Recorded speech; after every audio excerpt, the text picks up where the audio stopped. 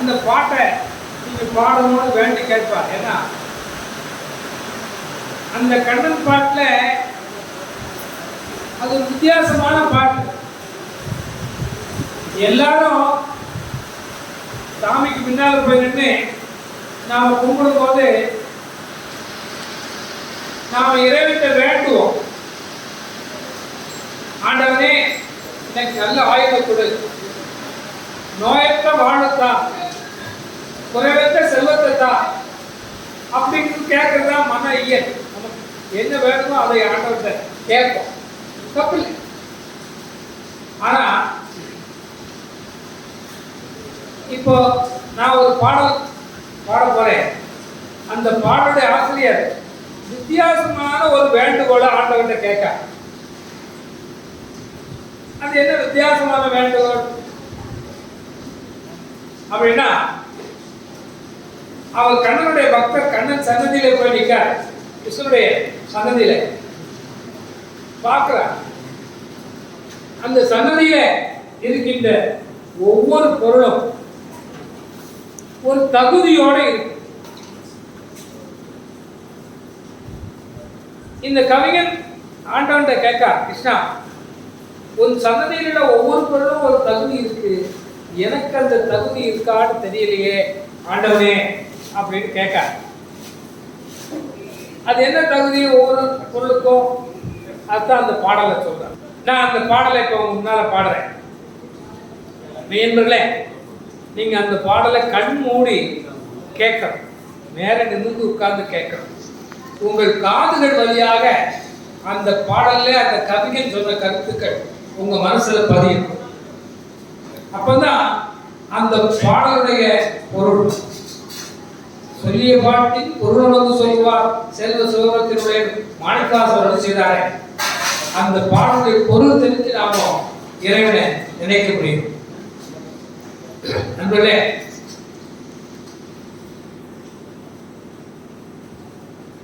கண்ணாவும் சந்நிதியில் நானும் இடம் பெற வேண்டும், கருணையுடன் எனக்கு அருள்வாய், காலடியில் நான் இருக்க காலமெல்லாம் தொழுதிருக்க தகுதியை எந்தனுக்கு அருள்வார், புல்லாங்குழல் உனது கைகளில் தவழ்ந்திருக்க புண்ணியம் செய்ததென்ன விளைத்தே, காட்டிலே வாழ்ந்தது வீட்டினை விட்டு வந்து கஷ்டமிக ஏற்றதனை உணர்ந்தே, அங்கமெல்லாம் சீவி சீவி அறுத்தன துண்டு துண்டாய் அணையிலிட்டு அதை வாட்டி துளைத்தன உடல் முழுதும் சகித்தது அத்தனையும் கிடைத்தது கண்ணால் ஸ்பரிசம், தன்னையே எரித்துக் கொண்டு சந்நிதியில் ஒளிபரப்பும் எண்ணெய் விளக்கதனை பார்த்தேன், ஆயுள் உள்ளவரை ஆண்டவரின் சேவை செய்யும் அனுகுணம் தேவை என்று உணர்ந்தேன், ஊதுபத்தி எறிவதென்ன அதற்கிங்கு தகுதி என்ன உணர்ந்திட நான் கொஞ்சம் விளைந்தேன், தன்னை எரித்துக் கொண்டு தருவது நறுமணத்தை, தன்னை எரித்துக் கொண்டு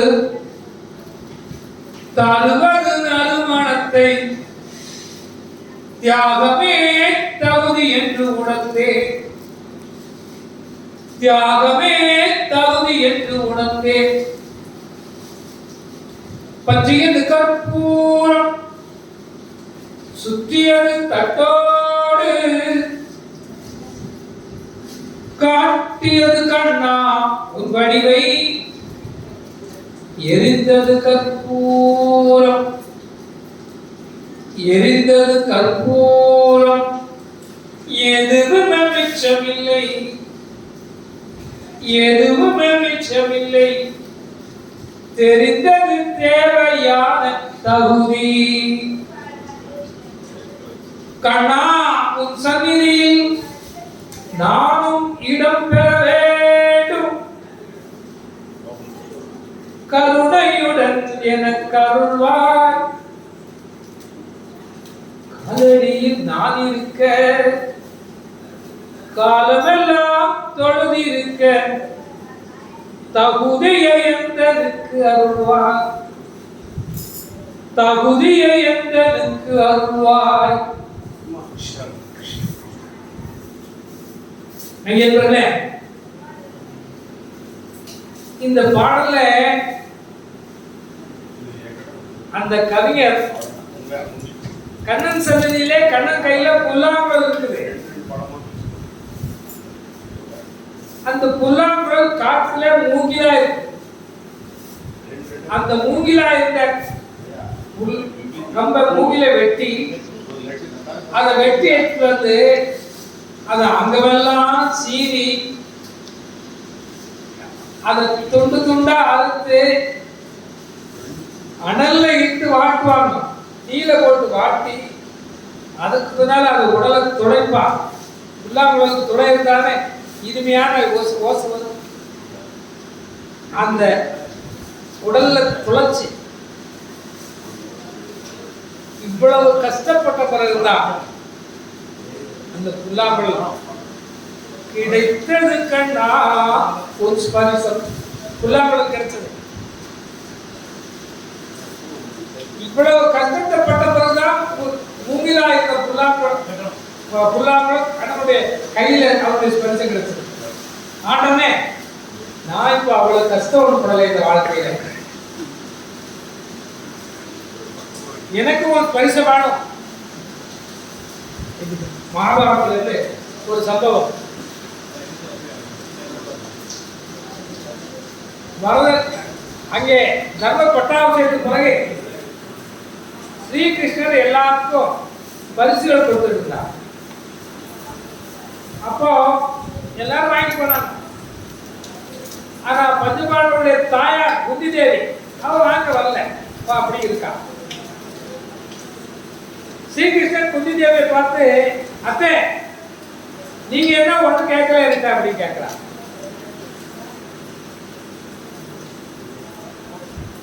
குந்தி தேவி கண்ணன் பக்கத்துல வாரா. கண்ணா, எனக்கு என்ன கஷ்டத்தை தான் அப்படி. கண்ணன் சிரிக்க, என்னத்தை எல்லாரும் எனக்கு இன்பம் வேணும் துன்பம் இல்லாத வாழ்க்கை வேணும் கேட்கலாம், நீ எனக்கு கஷ்டத்தை கொடுன்னு கேட்கிறேன், எதுக்கா அப்படி கேட்கிறேன் அப்படின்னு கேட்டான். அது குந்தி தேவி சொன்ன பதில் என்ன தெரியுமா? கண்ணா, நான் கஷ்டம் வரும்போதுதான் ஒன்ன நினைக்கேன், என்னேரம் ஒன்ன நினைச்சுக்கிட்டு கஷ்டம், அதனால எனக்கு எப்பவும் கஷ்டத்தை தான் அப்படின்னு குந்தி தேவி கண்ணன் கேட்கிறான். அதே மாதிரி இறைவனை நாம இமைப்பொழுதும் என் நெஞ்சில் நீங்காதான் தாழ்வாள்கன்னு மாணிக்கவாசன் சொன்னார். இமைப்பொழுதும் என் நெஞ்சில் நீங்காதான் தாழ்வு. நான் இமைக்கிட்ட பொழுது கூட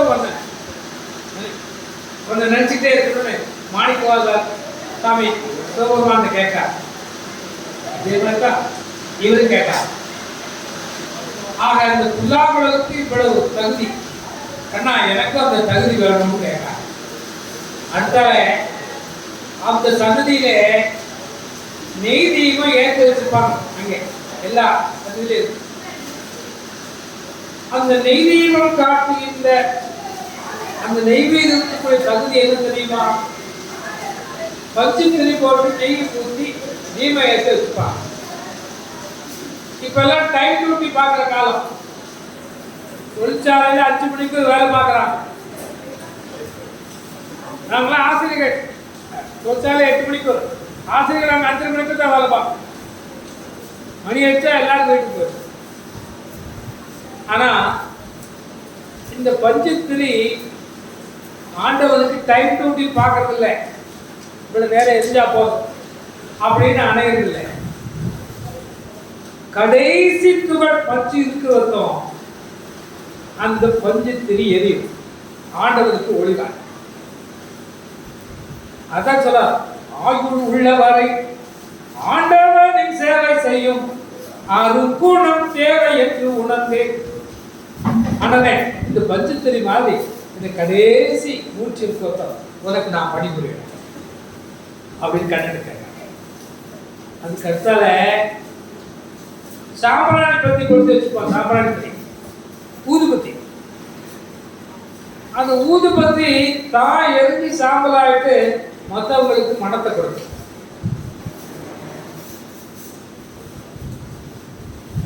தான் எரிஞ்சு சாம்பலாயிட்டு மற்றவங்களுக்கு மறுமணத்தை கொடுக்குமாறு நானும் தனக்கென வாழாமல் பிறர்க்கென வாழ்கின்ற அந்த தியாகம்,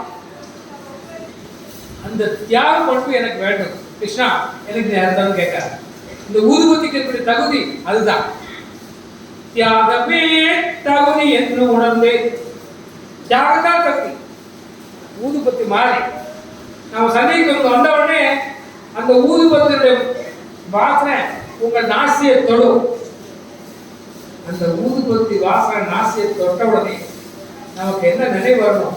இந்த ஊதுபத்தி மாதிரி நாம பிறருக்காக வாழணும். தனக்கென வாழாமல் பிறருக்கென வாழ்கின்ற அந்த பண்பு எனக்கு வேணும் ஆண்டவனே, எனக்கு அந்த பண்பு வேணும். அந்த தியாகமே தகுதி, அந்த தியாகம் பண்ணக்கூடிய தகுதியே தான் அப்படின்னு கேட்காங்க. அடுத்தது எல்லாத்துக்கும் மேல கற்பூர ஆரத்தை எடுப்பாங்க. அதுதானா, கற்பூரத்தை ஏற்றி வச்சு அந்த பூஜாரி அப்படியே சுத்துவார். அந்த கற்பூர ஒளி திருந்து கூட எரியும். அந்த கற்பூர ஒளியிலே அந்த கண்ணனுடைய முகத்தை அப்படியே பார்ப்போம், கண்ணால பார்ப்போம்.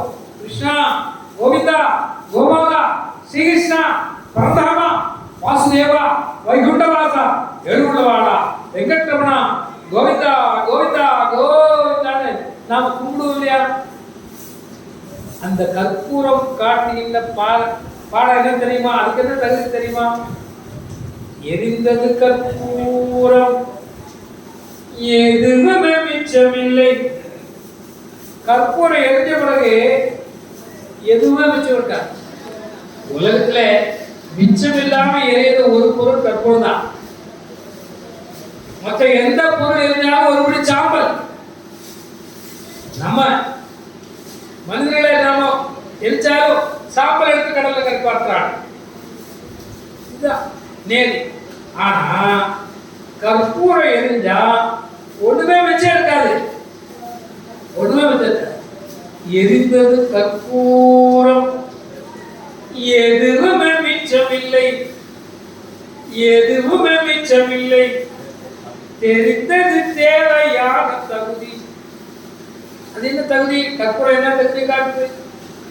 எதுவுமே மிச்சமில்லாம இருக்குது. அதாவது முழுமையான சரணாகதி, டோட்டல் சரணம் சொல்லுவோம்.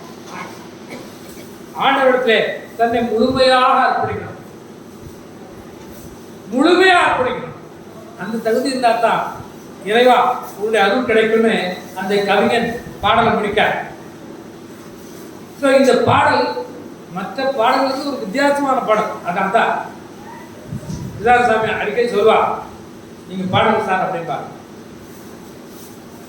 இதுல இருக்கக்கூடிய கருத்துக்கள் நம்ம மனசுல அந்த புல்லாங்குழல் மாதிரி கஷ்டப்படணும், அந்த நெய் தீபம் மாதிரி ஆயுள் முழுக்க ஆண்டவனே உனக்கு சேவை செய்யணும்.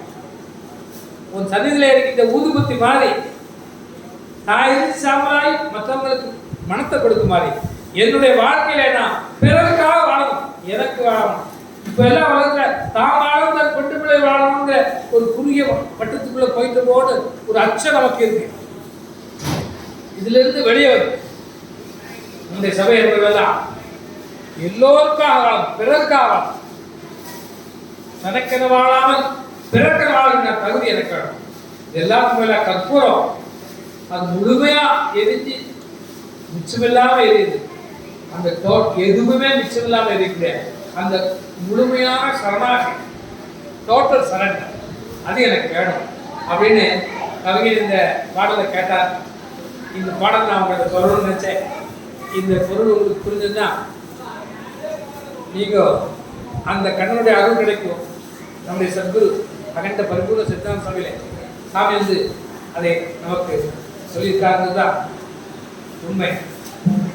அந்த இந்த அளவோடு இந்த சபையிலே இந்த ஆண்டு நம்முடைய குரு பூஜை விழாவிலே எனக்கு இந்த சில வாக்கியங்களை சொல்வதற்கு ஒரு வாய்ப்பு தந்த, ஒரு அருள் தந்த நம்முடைய சத்குரு அகண்ட பரிபூர்ண சித்தாந்த சத்குரு அவருடைய பாதத்திலே என்னுடைய வணக்கங்களை தெரிவித்து நன்றி கூறி விடைபெறுகிறேன். நன்றி வணக்கம்.